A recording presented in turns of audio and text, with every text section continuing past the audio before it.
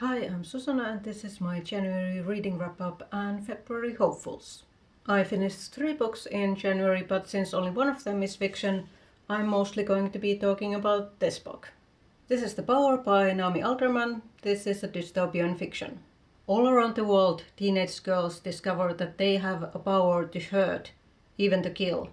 And what's more, they can wake up this skill in older women. This power turns the world on its head, with men realizing they have lost control. The day of the girls has arrived. The Power is a thought-provoking and uncomfortable, at times even disturbing dystopian fiction about what might happen if women suddenly gained the ability to inflict pain to others. In the book, this happens through the development of tissue between the collarbones that conducts electricity. The novel is a thought experiment of what might happen next, whether having women in charge really would result in a kinder, more caring world, like many would say. The story is told from 4 main points of view. Roxy is the daughter of a British gangster and a drug lord, and once her power activates, she becomes one of the most powerful women in the world. Ali is a mixed-race American girl who kills her sexually abusive foster father and escapes to a convent where she becomes the prophet of a new female-led religion. Margot is a politically ambitious American mayor and a mother of a girl with uneven powers. To help her daughter, she starts a camp that helps girls to control their powers. Tunde, a Nigerian man, is an aspiring journalist who travels around the world documenting the events after the Day of the Girls. Tunde's perspective offers a wider scope to what is happening all over the world as women start to use their power. I liked how these 4 points of view showed how different groups of people and institutions, criminals, politicians, journalists and media and religions, would react to the new reality.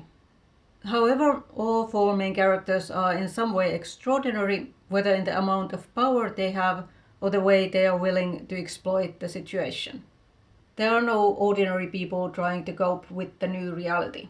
There are no women with so-called regular fathers, brothers, husbands and sons whom they love and try to protect. The picture this book gives of the powerful women is extremely bleak. Having a female point of view character who protects men would have offered a more nuanced picture of how women might react, but then I guess this wouldn't be a dystopian anymore. I found the writing style of this book very slow to read. The narration style keeps you at an arm's length of the events. There are a lot of philosophical asides and indirect dialogue. This narrative distance makes the more harrowing aspects of the novel easier to bear, but it also means that the story isn't as immersive. There is also a book within book aspect to this story with a frame narrative that takes place 5,000 years in the future, making the main narrative historical. This leads to certain problems in suspension of disbelief. Are we really supposed to know that people 5,000 years in the future would know what YouTube is? The Power imagines what the world would be like if men had to live in constant fear of their physical safety. The most harrowing thing is that the things that the women in this book do to men are things that have happened and are happening to women in the world right now. I would like to think the women in power would be kinder, gentler and more caring, but I admit that that might be too idealistic. Alderman shows that power corrupts and that men and women are both equally capable of using it to hurt others.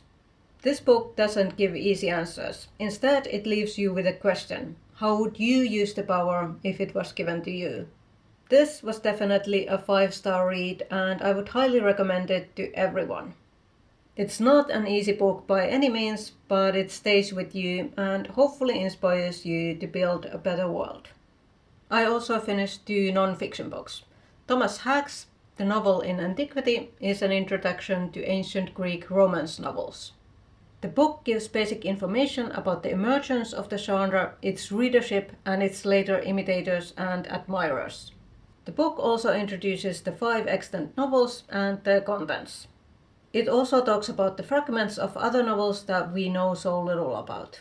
If you're interested in learning more about the earliest novels in the Western world, this is a great starting point, although the book is relatively old and some information may be outdated. I also read The Second Sex Part 1 by Simone de Beauvoir. This is a feminist classic and as such I obviously highly recommend it, although parts of it are clearly outdated. De Beauvoir's argumentation may be hard to follow if you don't have a lot of background information in philosophy, etc., so it might be useful to read this alongside to an introduction to her thinking. I've previously read an abridged translation of this twice, but this time I wanted to read a newer complete translation. I must say I understand the previous translator's choice to leave some things out from her translation, because I did not find everything in this book that interesting, especially the chapters on what male writers have to say about women. I'm going to continue with part 2 in February and March, and I'm curious to see how I feel about it.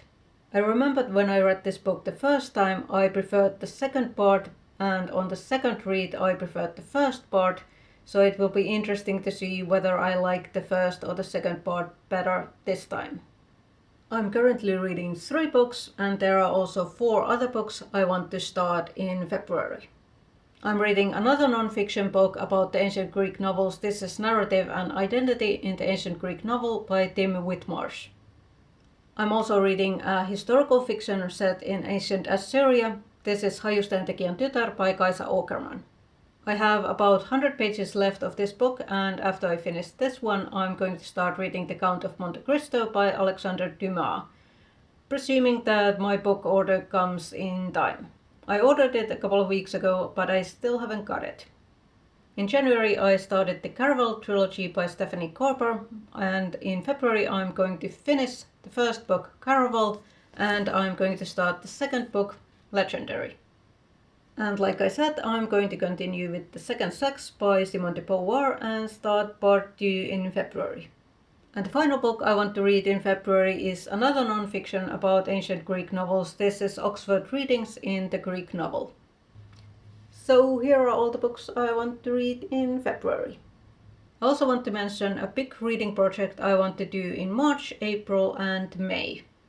I'm planning to read some of the ancient Greek novels that are in this collected Ancient Greek Novels volume.